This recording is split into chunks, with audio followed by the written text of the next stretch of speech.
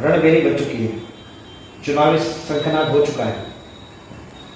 आप राजनीति में किस प्रकार से आना चाहते हैं और आपका क्या उद्देश्य है? बिल्कुल सर, राजनीति की जहाँ तक बात है, हम समझते हैं कि इस समय में जो उपचुनाव की तैयारियां पूरे प्रदेश में चल रही है, 28 विधानसभा सीटों पर होने वाली है, मेरा इसमें केवल यही मानना है कि हम एक सत्य को लेकर चल रहे हैं, युवाओं को लेकर, किसान को लेकर, कि आज हमारे पूरा समाज का हर तबका परेशान है, लेकिन उसकी कोई सुध लेने वाला नहीं है। केवल आप आते हैं, अपनी रोटी सेक के चले जाते हैं। इसलिए हम चाहते हैं कि हम में से भी तो कोई आगे आए। अगर हम आगे आके कुछ अच्छा करते हैं तो स्वाभाविक सी चीज है कि आप अपना विरोध दर्ज तो करवा सकते हैं। अगर आप नहीं आएंगे तो आप ये समझ लो कि आपकी आवाज उठाने वाला कोई नहीं है। इसलिए हम चाहते हैं कि इस राजनीति में आके हम धर्म नीति करके लोगों को आगे बढ़ाएं कि धर्म नीति के दम पे भी हम बहुत कुछ कर सकते हैं। एक तरफ सत्ता पक्ष भारतीय जनता पार्टी, दूसरी तरफ कांग्रेस है। आप अपनी दावेदारी को कितना सशक्त मानते हैं? दावेदारी के लिए तो हम यही कहना चाहेंगे कि जैसे वर्तमान में जो सिचुएशंस हैं, हम ये नहीं कहते कि कोई पार्टी गलत है या किसी पार्टी के द्वारा गलत किया जा रहा है, लेकिन एक चीज तो है कि अपने अधिकार के लिए तो लड़ना होगा। अपने अधिकार के लिए अगर हम सब आगे आके मिल रहे हैं, आज कोई नेता अगर है नेता तो वो जनता से है, और अगर जनता चाह रही है कि हमें अपने अधिकार ही नहीं मिल रहे, अपने अधिकारों के लिए हमें आगे आना चाहिए, तो उस जनता के लिए हम आगे आ रहे हैं। और हमारा यही मानना है कि अगर हम जनता के लिए काम करते हैं, अपने युवा लोगों के लिए काम करते हैं, या उन क्षेत्रों के लिए जो जो हम अपने पर्टिकुलर एजेंडा लेके चल रहे हैं, अगर उन्हीं को लेके आगे बढ़े तो बराबर अपनी दावेदारी है। क्योंकि आज जनता काम चाहती है, जनता फोकट की बातें या फोकट की आप लोगों की सहानुभूति नहीं चाहती है। आप लोग चुनाव के समय पे केवल उनसे झूठे वादे कर लेते हैं, लेकिन चुनाव के बाद में फिर आप उन्हीं बातों को भूल जाते हैं कि आपने किससे क्या कहा है। इसलिए हम चाह रहे हैं कि आप सत्य नीति और धर्म नीति के साथ आगे आओ और अपने कुछ अच्छे काम करके दिखाओ, जिसके दम पर आप सत्ता में आ सकें या सत्ता में जो पार्टी रहे उसके साथ अपने कार्य करवा सकें।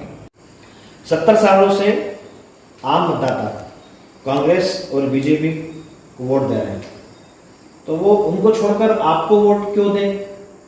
उनमें क्या कमी है? वो क्या करना चाहते थे, वो क्या नहीं कर पाए? इस बारे में आप क्या कहना चाहते हैं?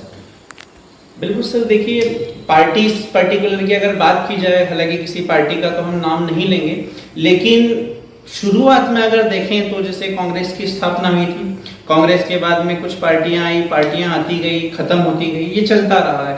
लेकिन दूसरी पार्टी की आवश्यकता कब पड़ी? जब एक पार्टी से कोई संतुष्ट नहीं था। वैसा का वैसा अभी जैसे करंट में हम मध्य प्रदेश की बात करें, केवल 2 पार्टियां हैं। अगर आप दक्षिण में बात करें तो डीएमके वगैरह और भी क्षेत्रीय पार्टियां हैं। हर क्षेत्र में लगभग आप देखो तो लोकल स्तर पर स्थानीय पार्टियां आ चुकी है। लेकिन मध्य प्रदेश में पार्टी क्यों नहीं आई है मेरी भी समझ से परे है, क्योंकि उन लोगों को केवल यही चाहिए कि हम 2 ग्रुपों में बटे हुए हैं, एक इसमें और एक इसमें, तो हम उन्हीं लोगों पर आश्रित हैं। मेरा ये मानना है कि अगर आप कुछ अलग करना चाहें, और अगर क्योंकि आवश्यकता ही आविष्कार की जर्नी है, अब हमें आवश्यकता पड़ी कि हम युवाओं के लिए, हम क्षेत्र के किसानों के लिए कुछ होना चाहिए, अपने को आवश्यकता महसूस हो गई तो हम आगे आए। अब हम किसी पार्टी के एस्टेब्लिशमेंट नहीं कर सकते, लेकिन ये जरूर है कि अगर अच्छा करके देंगे तो लोग के लिए क्या क्या करना चाहते हैं? राजनीति में आकर सबसे पहले तो ये कि जो अभी युवाओं की दशा है, क्योंकि कोरोना काल में बहुत सारे लोग बिल्कुल बेघर हो गए हैं या बेरोजगार हो गए हैं, तो अपना सबसे पहला मकसद तो यही है कि जो अपना हाटपिला क्षेत्र 1977-78 में जो इंडस्ट्रियल क्षेत्र घोषित हुआ था, यहाँ पर अपन चाह रहे हैं कि 1 या 2 फैक्ट्री कंपनी आ जाए, जिससे एजुकेटेड लोग या फिर इलिटरेट लोग भी वहाँ पर काम धंधा कर सके, और 4 से 5 हजार लड़के लड़कियों को भी अगर रोजगार मिलता है तो मेरे हिसाब से तो गाँव की दादागिरी, नेतागिरी, चमचागिरी और गुंडागिरी चारों खत्म हो जाएगी।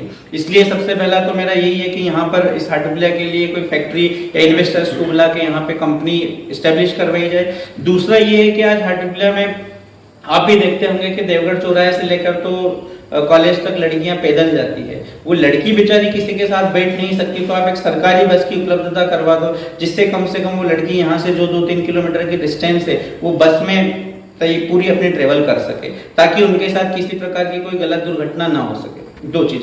तीसरा ये कि आज हर व्यक्ति क्योंकि एक्सीडेंटल केस भी आते हैं, बीमार भी होते हैं, वो लोग यहाँ पर आए और इनको डायरेक्ट आप इंदौर या देवास रेफर करते हो तो उसके लिए एक क्षण कीमती है। ऐसी स्थिति में हो सकता है कि वो बीच में अपने प्राण छोड़ दे। तो यहाँ पर अगर आईसीयू वेंटिलेटर की सुविधा हो जाए इमरजेंसी वार्ड की तो बहुत अच्छा रहेगा, ये मेरी प्रायोरिटी है। तीसरा ये कि यहाँ पर एक साइंस कॉलेज आ जाए। साइंस कॉलेज आ जाए तो दो बेनिफिट रहेंगे उसके कि हर व्यक्ति यहाँ पर पढ़ा लेगा, ज़्यादा खर्च भी नहीं होगा और इंदौर की हवा भी नहीं लगेगी। तो जो हमारे वृद्ध लोग हैं, अच्छे लोग हैं, उनको रोटी भी मिल जाएगी, नहीं तो साहब इंदौर पढ़ने के बाद में कौन किसके लिए होता है।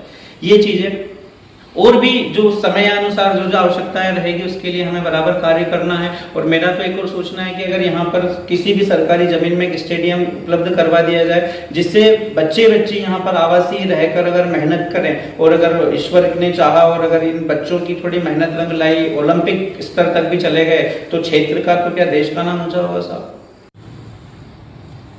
उपचुनाव काफी महत्वपूर्ण चुनाव होता है क्योंकि इसमें एक तरफ सत्ता पक्ष पूरी अपनी शक्ति प्रदर्शन करेगा, विपक्ष भी अपनी ताकत पूरी झोंकने के लिए तैयार है और पूरा बल, सामर्थ्य, धन सभी लगाएगा।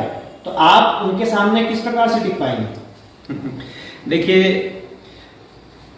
इसमें तो यही बात है कि हमारे पास केवल सत्य की और युवा की ताकत है और सत्य के दम पर हम एक आपको छोटा सा उदाहरण देना चाहेंगे कि अगर हम रामायण की बात करें उस समय में लोगों ने राम जी को बहुत समझाया था कि राम रावण के पास 10-10 सिर हैं। रावण एक ऐसा व्यक्ति है कि 9 ग्रह को अपने पैर के नीचे रखता है, वो आपसे ऐसे नहीं दबेगा। पर राम ने भी ठान लिया था कि मैं सत्य के साथ हूं। तो रीछ, वानर और भालुओं के साथ रहकर उन्होंने रावण को ऐसा परेशान किया, उसको ऐसा समाप्ति दी कि केवल उनको जल दान देने के लिए, श्राद्ध दान देने के लिए केवल विभीषण को छोड़ा था। तो अगर मान लिया जाए उस समय रामायण के युग में हो सकता है, तो आज अगर हम सत्य के साथ रह रहे हैं और अगर खुली नियत के साथ, सत्य के साथ, अगर धर्म के साथ काम कर रहे हैं तो स्वाभाविक सी चीज है साहब के कोई बहुत बड़ा मुद्दा नहीं है कि आप जीतोगे हारोगे। ईश्वर अगर साथ दे और सत्य साथ दे तो आपके लिए बड़ी से बड़ी मुसीबत भी फूल के रूप में परिवर्तित हो जाएगी, कोई आपको हरा नहीं पाएगा। अपना यही लक्ष्य है कि सत्य के साथ और धर्म की नीति पे रहो, बराबर आप अजय होंगे। बिल्कुल सर, निर्दलीय चुनाव हम इसलिए लड़ना चाहते हैं कि थोड़ी देर के लिए आज अगर हम किसी पार्टी विशेष से लड़ते हैं तो स्वाभाविक सी चीज है कि हम पे एक पार्टी का लोगो लग जाएगा और फिर अंतर वही हो जाएगी भैया पार्टी से हो तो पार्टी के ही काम करोगे, आप सामान्य व्यक्ति के तो पहुंच से बाहर हो जाओगे। तो हमारी ये इच्छा है कि आज निर्दलीय की कोई वैल्यू नहीं है, लेकिन यही निर्दलीय जब आप लोगों के द्वारा चुना जाएगा, जब दोनों में कमलनाथ जी में और शिवराज जी में एक प्रतिस्पर्धा रहेगी मुख्यमंत्री बनने के लिए, उस स्थिति में आप अगर बोलते हो कि साहब हमारे क्षेत्र के ये काम है और हमारे क्षेत्र के लिए ये काम होना चाहिए, उस समय में बराबर इस निर्दलीय की भी बहुत कीमत होगी, ये कथिर भी सोना बन जाएगा। लेकिन वो कब बनेगा? जब हम अपनी अपनी बातें बता देंगे भैया हमारे क्षेत्र में ये काम हमें करवाना है, ये काम करवा दो, हम आपके साथ शामिल हो जाएंगे। दोनों पार्टी में हम शामिल होने के लिए स्वतंत्र है, लेकिन वो तब जब हमारे क्षेत्र की जो हमारी रिकमेंड है, हमारी जो रिक्वायरमेंट है वो पूरी हो जाए। इसलिए हम निर्दलीय चुनाव लड़ रहे हैं, इसलिए कोई पार्टी